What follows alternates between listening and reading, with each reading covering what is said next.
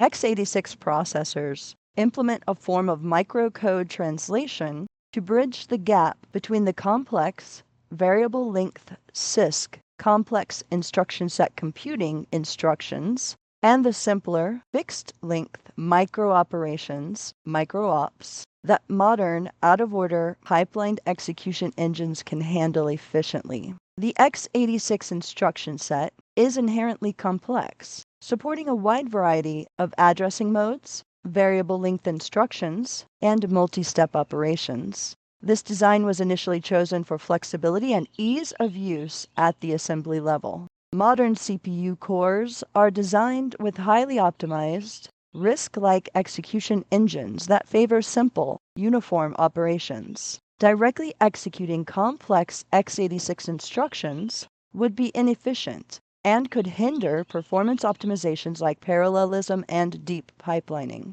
To reconcile this difference, x86 instructions are first decoded into a series of simpler, fixed-length micro-operations. These micro-ops are much easier for the CPU's execution units to schedule, optimize, and execute in parallel. When an x86 instruction is fetched, it enters the instruction decode stage. Here, the instruction is parsed and broken down into one or more micro-ops. Many common instructions translate directly into one or a few micro-ops using dedicated hardware decoders. Some instructions that are too complex or have irregular behavior may require a fallback to a microcode engine. For particularly intricate instructions, a dedicated microcode engine using a small ROM of microcode routines is invoked. This ROM contains sequences of micro-ops that collectively implement the functionality of the complex instruction.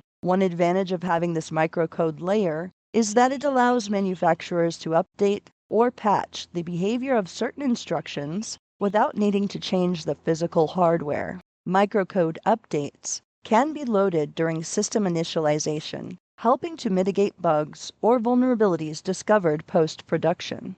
Once instructions have been translated into micro-ops, many modern x86 CPUs use a micro-op UOP cache. This cache stores recently decoded micro-ops so that if the same code is executed again, the CPU can bypass the decode stage altogether, saving time and energy. This caching is particularly beneficial for loops or frequently executed code paths, enhancing overall performance by reducing repeated decoding overhead. By translating complex instructions into uniform micro-ops, CPUs can more effectively use out-of-order execution and deep pipelining. This leads to better instruction-level parallelism and overall higher performance. The simpler nature of micro-ops allows the CPU's scheduling logic to dynamically reorder instructions to optimize resource usage and minimize execution stalls. The microcode layer is a critical piece of the CPU's operation. Vulnerabilities or bugs in the microcode can lead to serious security issues, as seen in the way speculative execution vulnerabilities like Spectre and Meltdown have theoretically exploited subtle microarchitectural behaviors. Since microcode can be updated post-manufacture, understanding its role is vital for cybersecurity professionals. Timely microcode updates are an important part of the security lifecycle, as they can address vulnerabilities discovered in the translation or execution process. The translation process, along with caching mechanisms, can create side channels, like timing variations and cache state differences, that attackers might exploit to infer sensitive data. A deep understanding of microcode translation helps in both recognizing potential side channels and designing countermeasures. So x86 CPUs use microcode translation to efficiently map the rich, complex x86 instruction set into a set of simpler, fixed-length micro-operations more suitable for high-performance execution engines. This process not only boosts performance by enabling advanced scheduling